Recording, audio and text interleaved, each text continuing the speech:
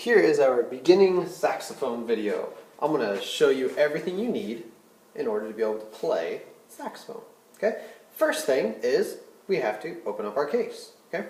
When you open up your case, every case has some kind of logo on it. Like I have a Kyle Worth case. Sometimes the logo will be right in the center. Okay?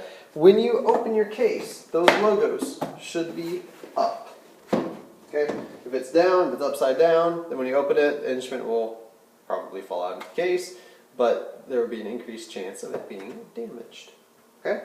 So make sure your logo is up. Generally, when you open a latch, the part that actually latches it will fall down. That means it is up. Okay, so go ahead and open up your case. And you'll see everything that you need, hopefully. Okay? First thing I want you to do is find your neck strap. There's probably lots of stuff in your little storage compartment. We'll talk through all the things that you will need later. Okay? Go ahead and put your neck strap on. You don't have to pull it up yet. We'll get that sorted out in a little bit. But the first thing is, neck strap has to be on you. Okay? Next thing, you're going to pick up the body of the saxophone. When you pick it up with the bell. The bell is the strongest part on the instrument. Okay? You see, I'm turning all different directions. Like, I can be rough with this part because it is very, very strong. Okay? That's why you want to grab it. A lot of people, when they pick up their instrument, they'll grab it right there and pick it up. Okay? If you bend these rods, these keys won't work. And these keys open up top, so that means none of your notes will work. Okay? So, pick it up by the bell and always hold it by that bell. Next, grab your neck. Okay? The neck obviously will go into the body, but here's what I want you to take a look at. This octave key right here. There's a little key that goes about halfway around it. Okay? That part is what's going to go over this little niche they have up there. So it's called our octave key. You'll notice on your saxophone there's a little bar that's been attached to it. That bar will line up perfectly with your octave key. Okay, so you put it in, just twist it in, okay, and there you go. Make sure that rod is lined up with that octave key. Okay, now when you do that, you'll tighten it to where it's snug. Basically, you should be able to tap on it and not have it move. Okay, if it's too loose, it's going to move a lot, and that's not what we want. Okay, so make sure that is snug, and then grab your mouthpiece. There may be all kinds of stuff on it. You may have a silver or a black thing that goes around it. You may have something covering it entirely. Take everything off. Have just your mouthpiece. Okay? Now, this flat part of the mouthpiece is called the table. Okay?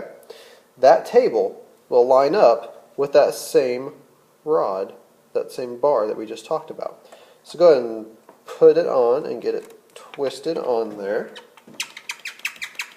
Alright, so here, mine's a little squeaky. Mine is pretty tight, so I need to put some cork grease on it. And I don't quite have that cork grease. But while I'm finding my cork grease, take your neck strap, go and hook it on. There should be a hook about halfway down the back of the saxophone. So go ahead and hook that up. Now, if your cork is dry, so, like I said, it's a little bit too tight. I probably shouldn't have put that on. Okay? Should be very, very easy to find your cork grease. It'll be a tube that looks like this, and it will say cork grease. I know, wow. Alright, get a little bit of cork grease out of there. Oops, that might be a little bit too much. Okay, and then just rub it in. Take 2 fingers and just rub it into that cork.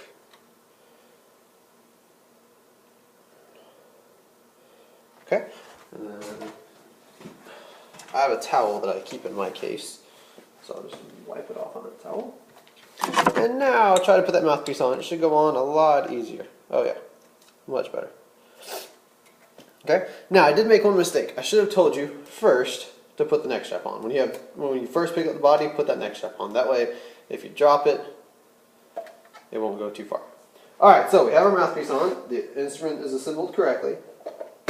You should have noticed With your mouthpiece came something that looks like this. Okay? This is called our ligature. This will hold the reed onto our mouthpiece. Now, if some of you have already gone to the store and bought an upgrade, then you probably have this. This is the Rovner ligature.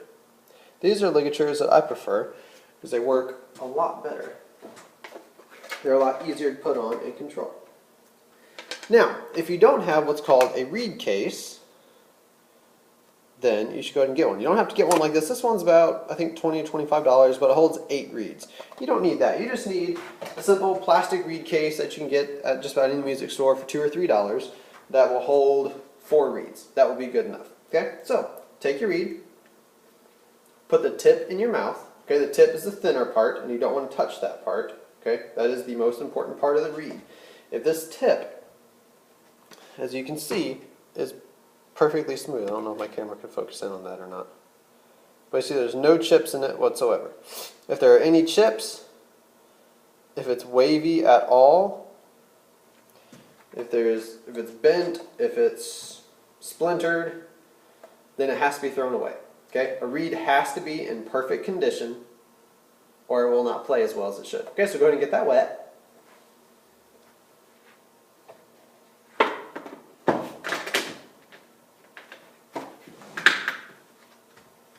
Okay? Again, you just want to get the tip wet. Okay? Some people wet the whole body. I don't do that. Okay? So, you have your reed wet now. Remember the table of the mouthpiece? The flat part of that mouthpiece that we had talked about? This is going to be kind of hard holding a saxophone. Put the flat part of the reed, the bottom side of the reed, on the flat part of the mouthpiece.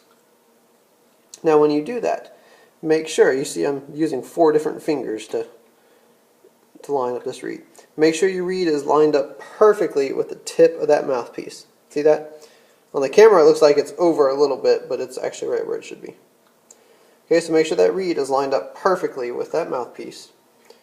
And then you'll put your ligature on, and you'll tighten it where it's just snug. See if I can show you this a little bit better.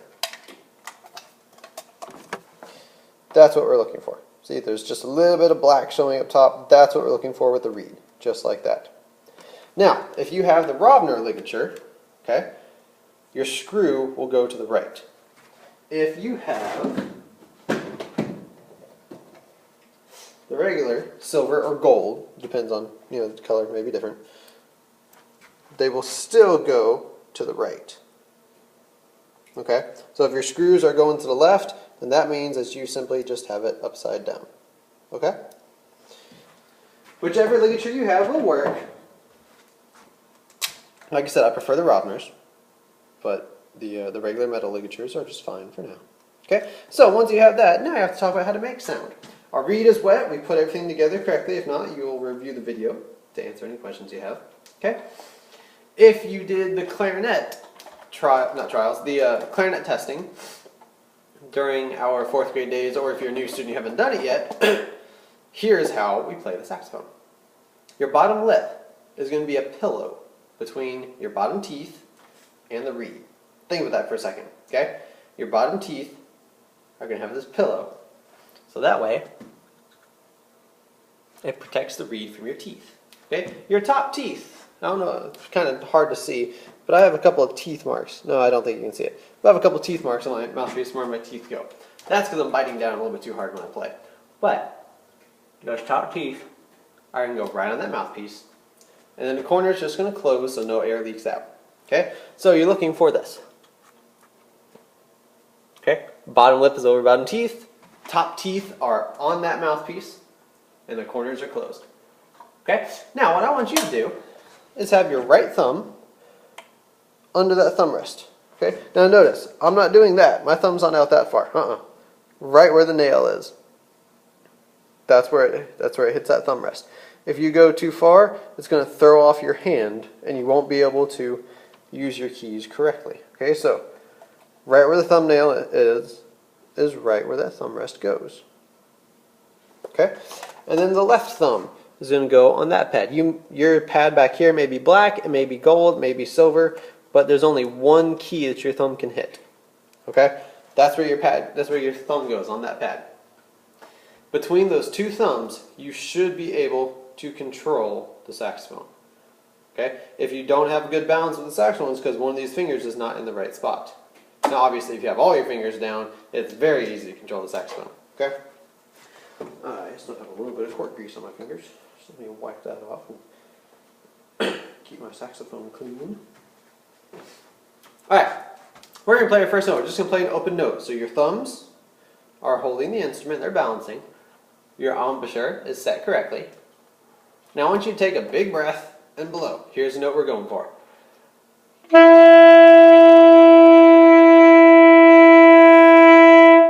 Alright, did you get a note out? If you did, congratulations. If not, I want you to check a couple things. One, did you get this? Did that happen? No air was able to go through the instrument. It feels like the instrument's blocked.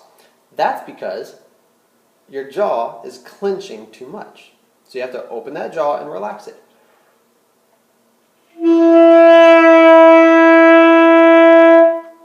Okay, so you gotta make sure it's nice and relaxed.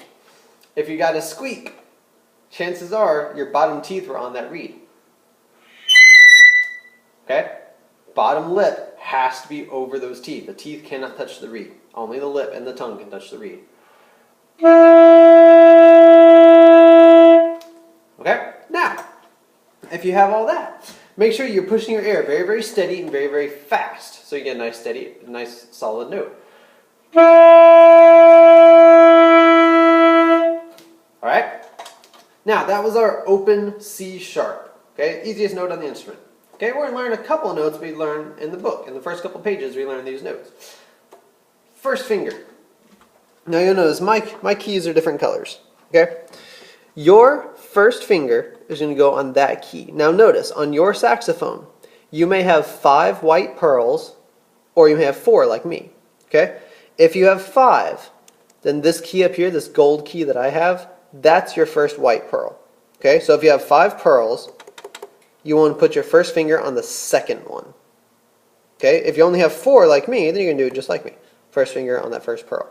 So keep in mind, if you have 5 white pearls, then this one, my gold key right here, that's the first white one for you. So you can use the second white one. Okay? That's our B. So let's play that B.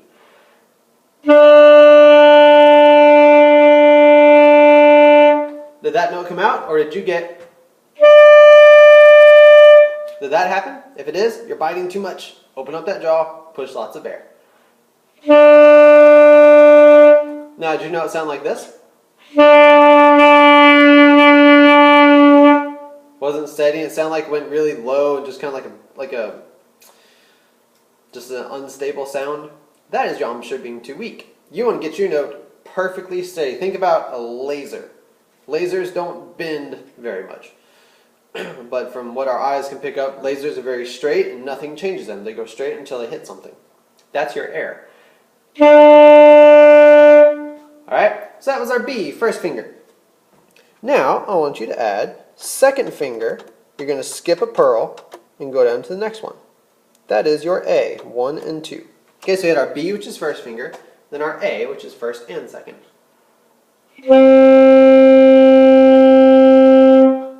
Do you notice, while I'm playing, I'm keeping my fingers very close to the keys? I'm not using these 2 fingers right now, but they are close. They're almost touching those keys.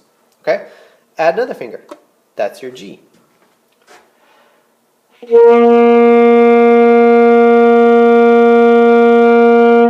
Alright, now, just for those of you that have a question about those pearls, I want to pull out another saxophone. I'm going to show you what I'm talking about. You saw that my saxophone had 4 blackish pearls. This saxophone has the 5 pearls, like what I was talking about. Okay? So if you have 5, that is your first note. That is your B. Okay? And then A, and then G. Okay? Alright, well that is your intro to the saxophone. Now let's talk about how to put it away. Okay? We built it from the bottom up.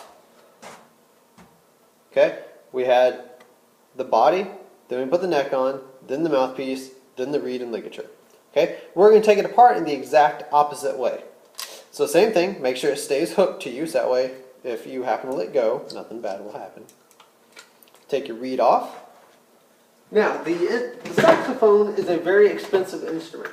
However, the reed is equally as important as the saxophone. So, take your reed first, put it in a flat case. The case that they come in, those are not good cases. Those cases are designed to protect them during transport, when they're going from the factory to the store to you.